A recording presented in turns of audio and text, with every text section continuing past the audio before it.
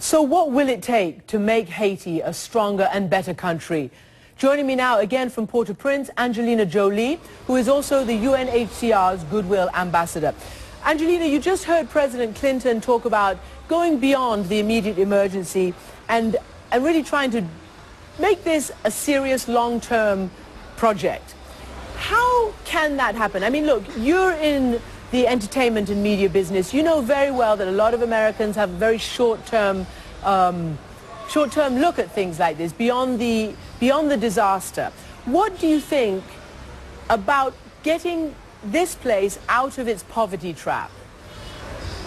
Well, I think one, you know, it is our responsibility, both of ours, to try to continue to do stories. I know you will, but that is part of it. I think sometimes I often wonder if the media can handle more than one conflict at a time. I think the American people can. I think the more we continue to give them information and remind them that it's important, they are a very feeling people, they're very understanding people, and it's not their lack of interest, it's our lack of explaining why it's important sometimes. Look, whenever people talk about, and we try to put the spotlight on, I do in my reports, you do, you're a big star, you're down there presumably for a reason to try to bring real light to this.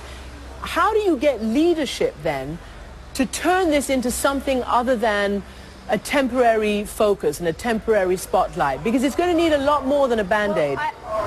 No, absolutely. And I hope from what I've learned, you know, the thing that's spoken about often is these 8 unsuccessful attempts at intervening over the years.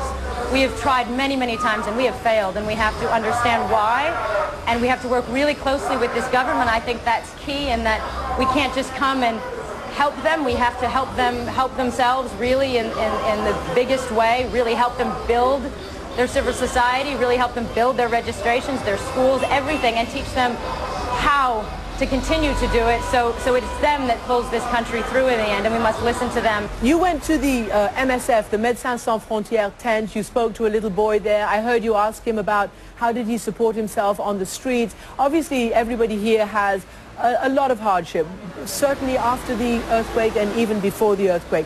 But again, I want to focus on what you can do, because you have a huge amount of power at your fingertips because of who you are. And there's been, you know, metric ton loads of dignitaries and celebrities and all sorts of people who've dropped into Haiti. And yet, the question is, obviously you have the ability to sway people's, to sway people. And could you come back, and do you plan to come back to the United States and talk, whether it be in, I don't know, schools or in communities or on Capitol Hill, somewhere, about what you're talking about right now and about what you've seen? So absolutely. I mean, we're always shy about our own voice. So I certainly get that way, but I do feel, I feel passionate about Haiti and the place and the people, and I'll continue to come back, and I'll continue to express what I'm learning. I've been spending the last few days really just trying to gain information and put the pieces together myself and learn about best practices, and when I think I know what they are, I have a good sense of them, I'll certainly express them as strongly as I can to the people I'm in contact with, whether it be in the government, in our government at home, or in the UN, and you know, whoever I can speak to. What are you seeing in terms of the health issues right now? When we were there, obviously it was the immediate, it was amputations, it was fevers, it was a need for antibiotics. What are you seeing in terms of diseases that may be cropping up or getting worse? I haven't seen the diseases, but I haven't been everywhere, and I know there's a big TB clinic that has a lot of people very concerned. TB is a big concern. It's airborne, as you know. A lot of people are crammed together.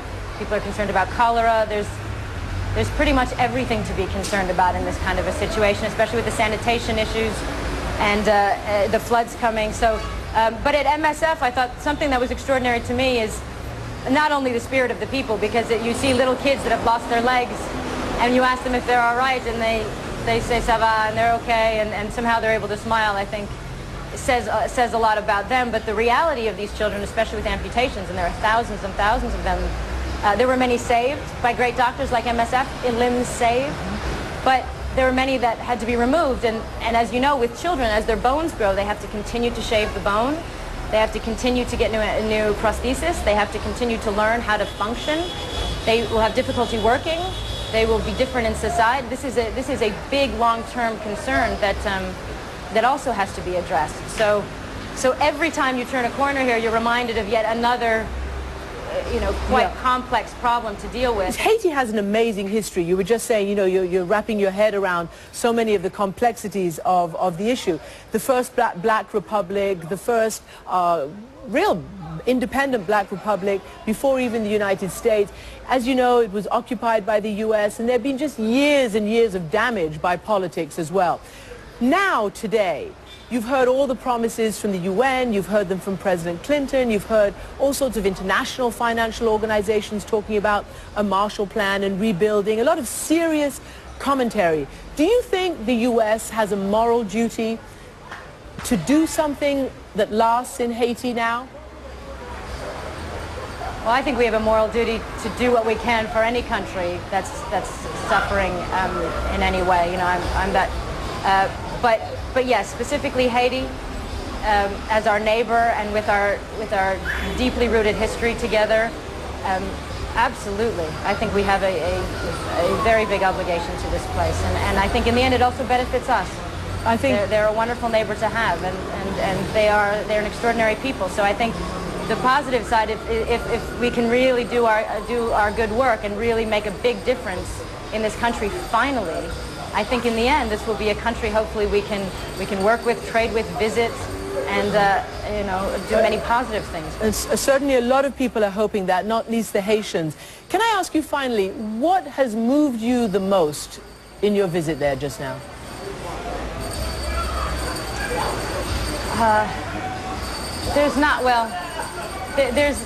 There's so much. You get overwhelmed in these situations. I suppose the boy that was on the streets, I think it's a reminder he is such an example of these people that live here and children around the world. He's been on his own for so long. He's been a street child for so long. He suffers so much. He didn't even have family when he had to go to the hospital and broke his leg. And when he's released from the hospital, he has nowhere to go. He has no one to take care of him. And he's going to have a very complicated future, because for as much as we work towards solutions for these children, it's going to take us a very, very long time. And we're not going to be able to help everybody as quickly as we should. So you see children like that and you wonder where they're going to be in a year. And it's very hard to hear him talk and to not be able to do something immediately. Well, thank you so much for joining us. And I can see that his story has moved you. And you spoke about using your voice, and I hope that you continue to use your very powerful voice, mobilizing the kind of concerns and action that Haiti so desperately needs. Thanks for being with us. Thank you so much.